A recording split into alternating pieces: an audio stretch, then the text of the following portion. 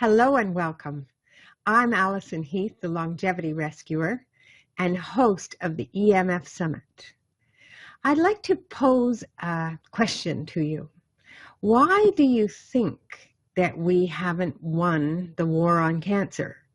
So much money has been poured into cancer research, and we're looking at cancer rising exponentially. It's really strange, but have you noticed how many more brain tumors there are? What about childhood leukemia? When I was a kid, cancer was really rare. And now everybody knows somebody that has cancer or has died from cancer. It seems to me that something's gone really wrong. We're not winning the war on cancer. It seems to me from a lot of the experts that I'm studying right now that we're missing a link. We've been looking in the wrong places. Genetically modified foods, certainly responsible for cancers. The stress that we're living, chronic stress, raising our cortisol levels and our adrenaline, that's definitely linked to cancer. The sad American diet, where we're eating foods that are full of carcinogen, the cosmetics that we're putting on our body, and the personal care products where we're absorbing, as a woman, 5 pounds of toxic chemicals annually. As a man, 2.5 pounds of toxic chemicals annually.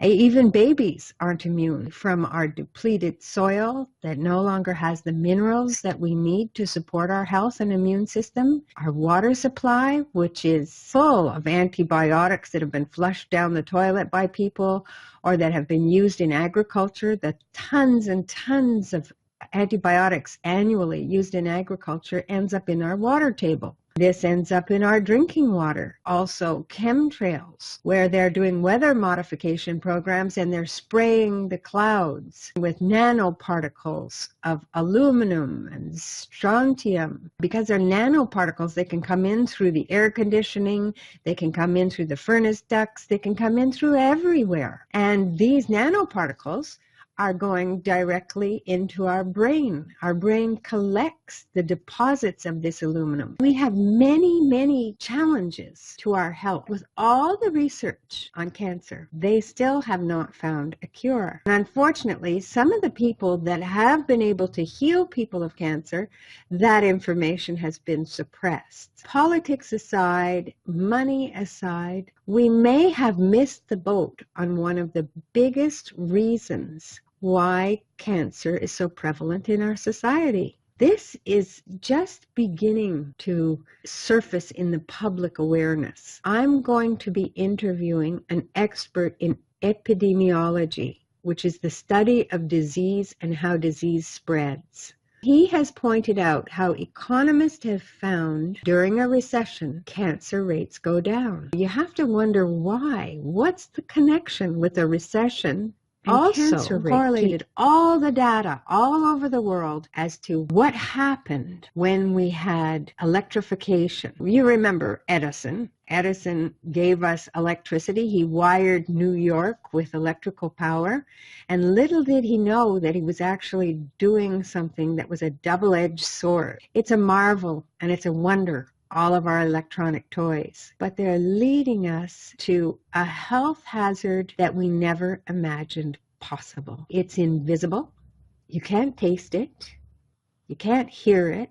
You can't see it. So it's very hard to imagine that it's really there and that it's really doing the damage that it's doing. But Dr. Milham, one of the guests that will be on your Vibrant Health Secrets, he examined what happened when electrification started to spread out over the United States. What he did was he started looking at rural populations before they had electricity and after. He was shocked to see the increase in cancer after electrification. This would explain what the economists were finding. The economists correlated the data. Every time there was a recession, there would be less cancer. Well, what happens during a recession? People are laid off. Factories close. A lot of the electricity that people are exposed to is diminished. that diminishment of the exposure is creating a diminishment in the cancer. There's a direct correlation. When we think of electricity, we don't necessarily think of dirty electricity. This is electrosmog that's carried on the electrical wires. When we think of our wonderful toys, our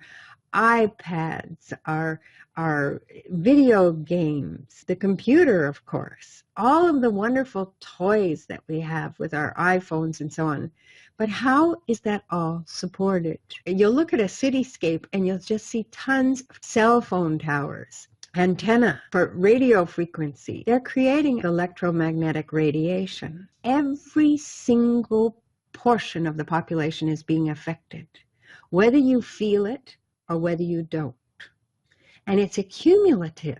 The more you're exposed, it keeps adding into your body and it keeps affecting your body as we roll out smart meters and all of these different technologies that are giving pulsed microwave radiation. This is radiation that's just a very low frequency radiation, but it's creating chronic stress on our bodies. And you'll see many cancer clusters that are happening. So, for example, in San Diego University, there was a cancer cluster of brain cancer victims that all died, and they were in a room, when it was correlated, the data, their room was directly opposite one of those big towers that they have on university campuses. Young, healthy students were dying of brain cancer. This is a real issue, especially when we see that rise in childhood leukemia. Young people, children, who are often sleeping on a wall opposite a smart meter that's put on the outside. So check your house, see where your meter is, and so on. We have baby monitors that are giving off more electromagnetic radiation. These marvels, these wonderful inventions that have come to us are causing us incredible harm to our health.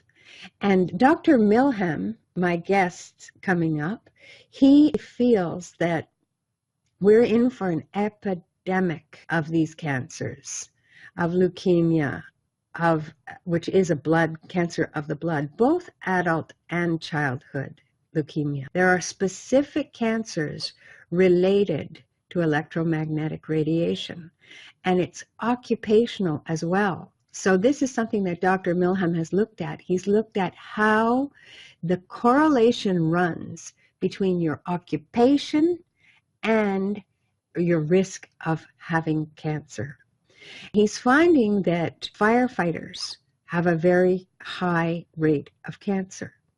And you'd think, oh yeah, sure, of course they're going to have cancer. They're breathing in all that toxic smoke and stuff, but it's not lung cancer. They're having brain cancers, they're having leukemias, and it's coming from those Tetra Paks that they're wearing on their shoulder. And those Tetra Paks, they are a communication device that allows them to communicate with the other firefighters when they're in these big smoky buildings and so on and can't see to get around. Well, that's causing cancer, and a high rate of cancer in that particular group. Police officers, the cancer that they're getting when they're using radar. All of these different cancers, we've been looking for cures for cancer, but we haven't looked at our electromagnetic radiation. We haven't looked at the dark side of electricity. We haven't really made the connection until recently. I'm gathering together these experts.